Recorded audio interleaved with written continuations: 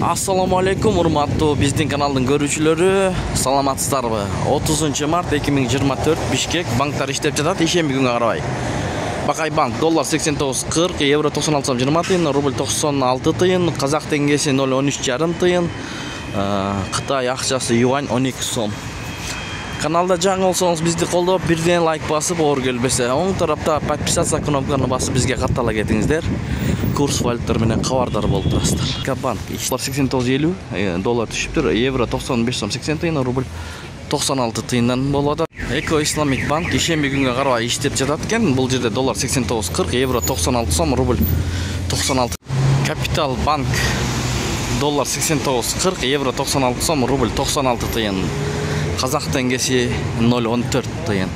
Өйдө жакта подсказка болот, обменка көрөм десеңиздер, өйдө жакта подсказканы басып кирип көрсөңүздөр болот обменка.